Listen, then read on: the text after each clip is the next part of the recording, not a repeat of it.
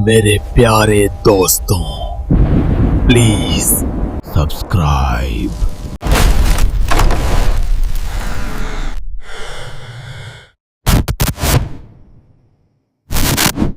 भूतनी अने दीप्ति से बेइंतहा मोहब्बत करता था। वो लोग भुवनेश्वर के एक कॉलेज में पढ़ते थे और ये ट्रिप उनकी कॉलेज में एक साथ आखिरी ट्रिप थी। पर अने के लिए उस ट्रिप के स्पेशल होने का एक और रीजन था। वो दीप्ति को इस ट्रिप पर शादी के लिए प्रपोज करने वाला था। सब प्लान के हिसाब से परफेक्ट था। वो दिन में चिलिका लेक के खूबसूरत नजारे देखेंगे और शाम को लेक के किनारे अने उसको प्रपोज करेगा। अने चाहता था कि वो दोनों उस पल में अकेले हों। शाम को जंगल सफारी के बाद अने ने दीप्ति को बाइक पर बिठाया। जब वो लोग वहां से निकल रहे थे तो गाड़ी के ड्राइवर ने उन्हें कहा कि वो किसी भी हालत में रात होने से पहले वापस आ जाएं। अने ने उसकी बात पर ध्यान नहीं दिया और दीप्ति के साथ वहां से चला गया। आखिरकार उसने बाइक लेक किनारे जाकर एक ऐसी जगह रोकी जहां से इतना खूबसूरत सनसेट दिख रहा था जैसे उन्होंने कभी देखा नहीं था। दीप्ति बाइक से उतरकर खुशी से एक छोटे बच्चे की तरह भागने लगी। अने अपनी बाइक पार्क करके उसके पीछे गया तो उसने देखा कि दीप्ति एक कटे हुए पेड़ की तरफ भाग रही है। उसने सोचा कि वो उसे छुप कर डराएगा और फिर उसी वक्त उसे प्रपोज कर देगा और उसने यही किया।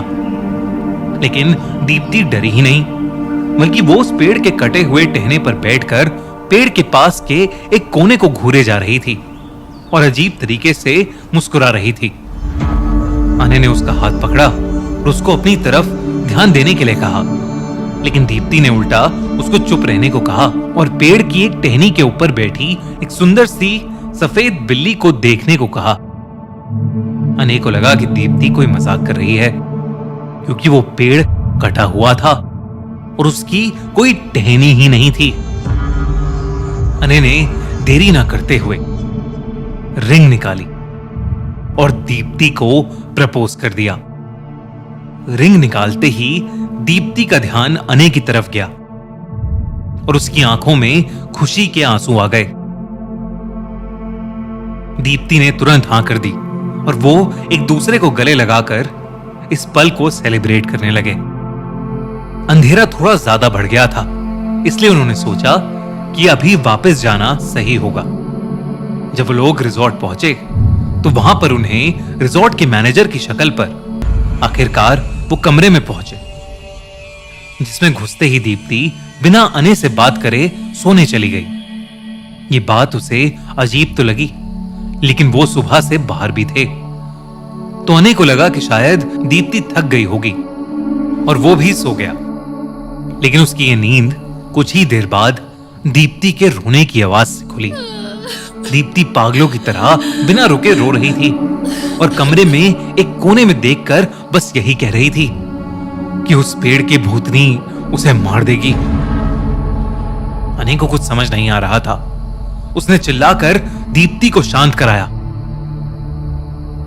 और तब दीप्ति ने उसे कुछ ऐसा बताया जिसे सुनकर अने का दिल दहल गया। दीप्ति ने बताया कि उसके सपने में वही सफेद बिल्ली आई थी जिसे उसने लेक के किनारे वाले पेड़ पर बैठे देखा था, लेकिन वो बिल्ली बहुत खूंखार और डरावनी लग रही थी। और फिर अचानक उसने दीप्ति के हाथ पर हमला किया, जिससे दीप्ति की नींद टूट गई। जब दीप्ति ने आंखें खोली तो वो सफेद बिल्ली उसके सामने ही थी और देखते ही देखते वो एक भयानक भूतनी में बदल गई, जिसके सड़े गले हाथ थे और जो अपनी काली आंखों के साथ उनके कमरे के एक कोने में खड़े होकर उन्हीं को घूर रही थी।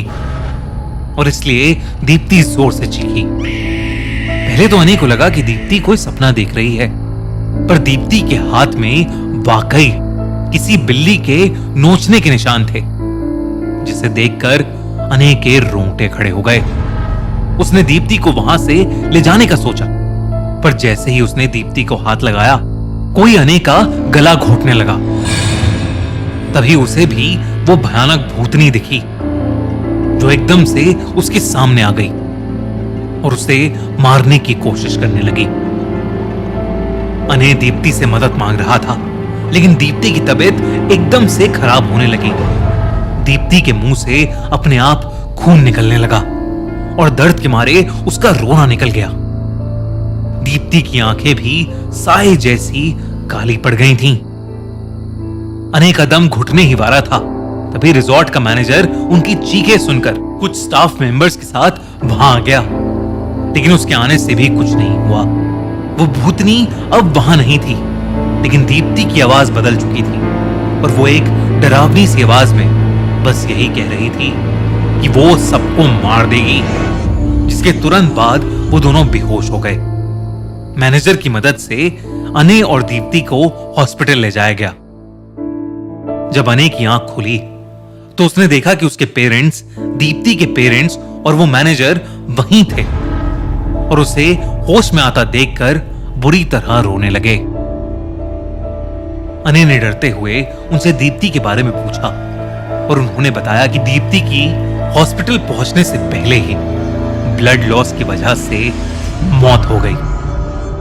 अने ये सुनते ही पूरी तरह से टूट गया और तब उस रिजॉर्ट के मैनेजर ने उसे कुछ ऐसा बताया जिसे सुनकर सबकी रूह कांप गई। उसने बताया कि मंगला जोड़ी गांव के एक पेड़ पर एक भूतनी का वास है। कई साल पहले उसने लोगों की जान लेनी शुरू कर दी थी। जो कोई भी उस पेड़ को छूता था उसका मरना तय था और अक्सर मरने से पहले लोगों को एक सफेद बिल्ली दिखती थी जो एक भूतनी में बदलकर उन्हें दर्दनाक तरीकों से जान से मार देती थी। गांव के कुछ लोगों ने हिम्मत करके उस पेड़ को काट दिया। जहां उन गांव वालों को लगा कि पेड़ को काटने के बाद आखिरकार उनको उस भूतनी से छुटकारा मिल गया, लेकिन ठीक उसका उल्टा हुआ। उसी रात गांव की एक छोटी सी लड़की में उस पेड़ की भूतनी आ गई। उस भूतनी ने गांव वालों के सामने ऐलान किया कि यह उनकी जिंदगी की सबसे बड़ी गलती थी और वो दशहरे तक 21 लोगों को बेरहमी से तड़पा तड़पा कर मारेगी और अपना बदला लेगी। उस भूतनी ने अपना वादा पूरा किया और दशहरे तक गांव के 21 लोगों को मार डाला। उन सब ने मरने से पहले एक सफेद बिल्ली दिखने का दावा किया था। तब से गांव वालों ने दिन ढलने के बाद अपने घरों से बाहर निकलना छोड़ दिया। आज तक कोई भी गांव वाला दिन में उस पेड़ के आसपास जाने तक की गलती नहीं करता। उस दिन अने के लिए सब कुछ बदल गया। उसके लिए पेड़ सिर्फ पेड़ नहीं रहे। जब भी वो किसी बड़े पेड़ के पास से गुजरता उसे एक परछाई नजर आती और हर रात उसके सपने में वो भूतनी एक सफेद बिल्ली के रूप में आती जो धीरे धीरे उसके करीब आकर मुस्कुराती और उसका गला घोंटकर उसकी जान लेने की कोशिश करती। अने ने अपने घर से बाहर निकलना ही बंद कर दिया। कुछ महीनों बाद एक रात उसके पेरेंट्स की नींद अने के चिल्लाने से खुली। वो किसी से पेड़ के पास आने के लिए माफी मांग रहा था। उसके पेरेंट्स डरते हुए उसके कमरे तक पहुंचे, लेकिन वहां उन्हें अने नहीं बल्कि उसकी लाश मिली, जिसके सामने वही मंगला जोड़ी पेड़ की भूतनी हंस रही थी, जिसके बारे में अक्सर अने बात करता रहता था। पर इससे पहले कि अने के पेरेंट्स कुछ कर पाते, वो हंसते हुए हवा में एकदम से गायब हो गई।